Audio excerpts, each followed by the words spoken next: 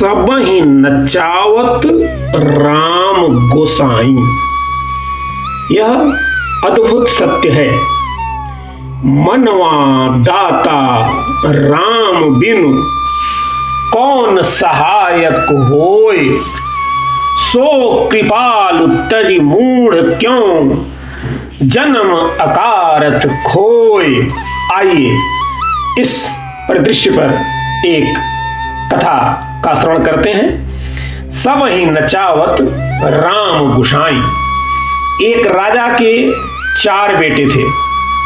राजा ने चारों को अपने विद्वान गुरु के पास रखकर सारी शिक्षाओं को दिलवाया। जब वे अच्छी प्रकार पढ़ लिए तब अपने चारों बेटों को अपने घर बुलवाया। एक दिन राजा ने चारों पुत्रों को अपने पास बुलाकर पहले बड़े लड़के से पूछा कि तुम्हारा पालन पोषण कौन करता है। उसने उत्तर दिया कि आप। पुनः दूसरे से पूछा। उसने भी कहा पिताजी आप ही तो हैं। तीसरे से पूछा।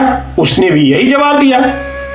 परंतु चौथे लड़के ने कहा कि नहीं, मेरे पालक राम हैं। मनवा दाता राम बिन कौन सहायक होय। सो कृपालु तजि मूढ़ क्यों जन्म अकारथ खोय। उसने कहा मेरे पालक तो राम हैं। उन्हीं के द्वारा मैं राजा के यहाँ जन्मा हूँ। उन्होंने ही मेरा पालन किया है और अंत में भी करेंगे। छोटे लड़के की बात सुनकर राजा आग बबूला हो गया, एकदम क्रोध से पागल हो गया। उसने तुरंत अपने नौकरों को आज्ञा दी कि इसे जंगल में छोड़ाओ, फिर हम देखेंगे कि इसका राम क्या काम करता है। नौकरों ने राजा की आज्ञा का पालन किया। राजकुमार जो अभी महलों में आराम कर रहा था, कुछ ही देर में प्रारब्ध ने खेल खेला, उसे जंगल में बिठा दिया। जो अभी हजारों दास दासियों एवं प्रजाजनों पर शासन कर रहा था, अभी कुछ ही देर में जनशून्य स्थान पर बैठा है। देखो प्रारब्ध का विचित्र खेल, क्षण में क्या हो गया। कहाँ राजपाट और कहाँ यह विहड़ वन। अकेला राजकुमार उस भयानक जंगल में भटकने लगा। कोई साथी नहीं। रात हो गई। जंगली जीव घूमने लगे। हिंसक जंतुओं के गंभीर नाद से संपूर्ण जंगल गूंज उठा। ऐसे समय में राजकुमार अकेला एक वृक्ष के नीचे बैठा हुआ ईश्वर को याद कर रहा था। एकाएक उसे थोड़ी दूर पर कहीं जंगल में ही हल्का सा प्रकाश दिखलाई पड़ा और वह किसी आदमी का निवास स्थान समझकर उसी प्रकाश की ओर चल पड़ा। जब वह उस प्रकाश पुंज के पास पहुंचता है, वहां पहुंचने पर उसे एक महात्मा दिखाई देते हैं और महात्मा अपनी धूनी लगाए हुए हैं। धूनी जल रही थी। उनकी लंबी लंबी जटाएं पृथ्वी पर पड़ी थीं। उनके मुखमंडल से एक अपूर्व तेज, अपूर्व आभा निकल रही थी। राजपुत्र ने ऐसी तेजोमयी मूर्ति का कभी दर्शन नहीं किया था। वह श्रद्धा पूर्वक आगे बढ़कर साष्टांग उस मुनि के चरणों में गिर पड़ा। महात्मा ने उसे उठाकर आशीर्वाद दिया और पूछा तुम कैसे इस भयानक जंगल में आए। राजकुमार ने सारी घटना शुरू से अंत तक आद्योपांत अपनी घटना उस महामुनि को सुना दिया। राजपुत्र की दीन दशा पर महात्मा को दया आ गई और उन्होंने उसे अपने आश्रम में ही रख लिया। महात्मा की कुटिया एक ऊंचे डीह मतलब ऊंचे स्थान पर थी। वहां पर एक पुराना किला था।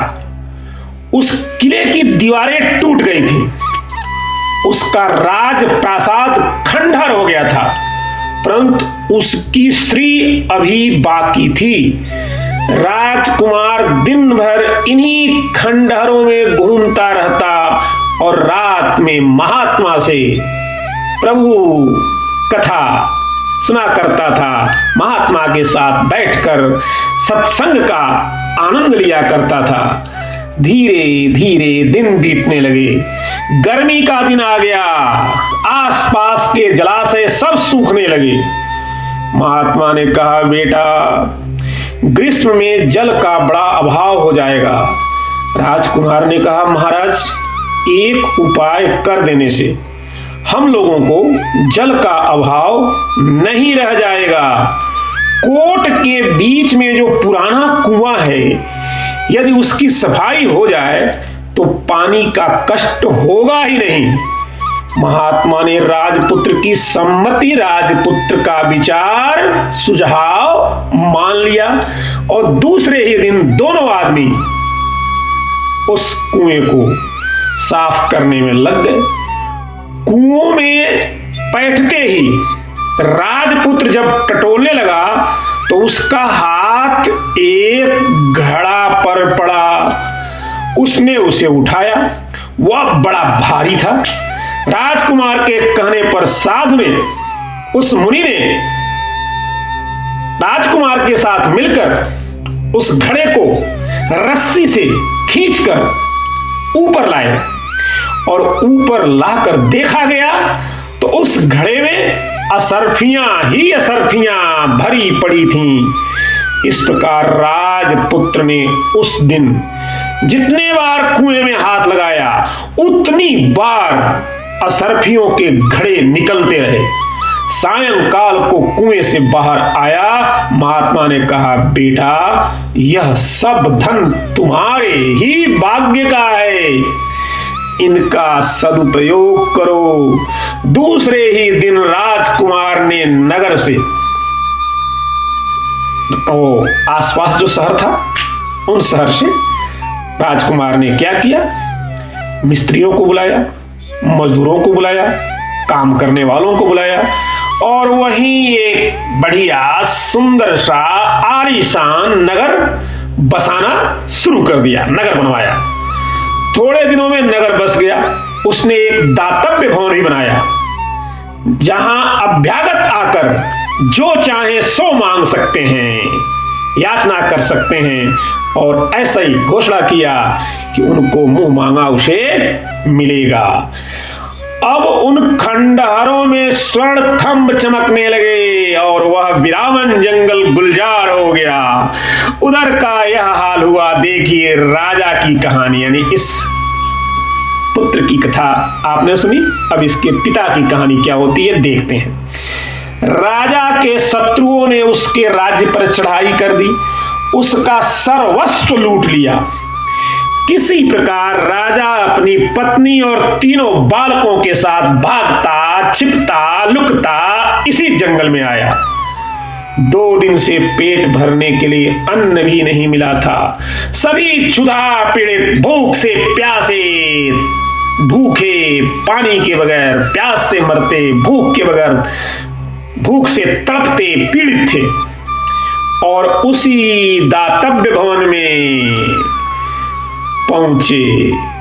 नौकरों ने अतिथियों को राजपुत्र के सामने प्रस्तुत किया।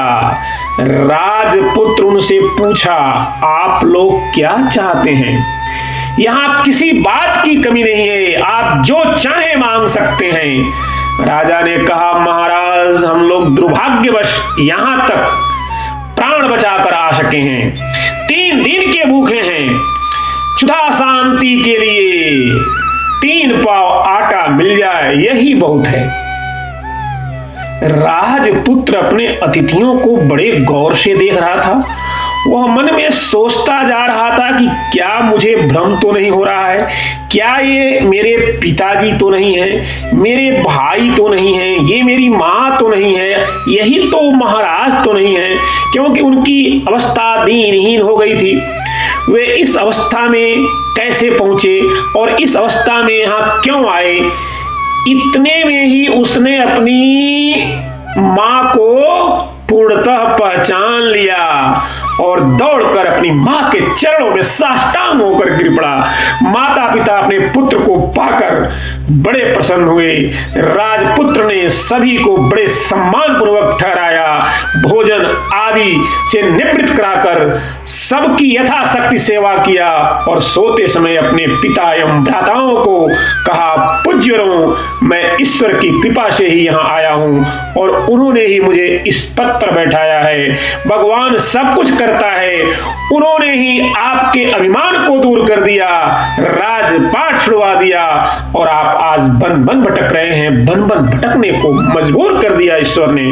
सबों ने राजपुत्र की बात मान ली और कहा, सत्य है, ईश्वर की महिमा बड़ी विचित्र है, राम ही सबका सच्चा सहायक है। तभी तो बाबा ने कहा है कि सब ही नचावत राम गोसाई, सब ही नचावत राम गोसाई।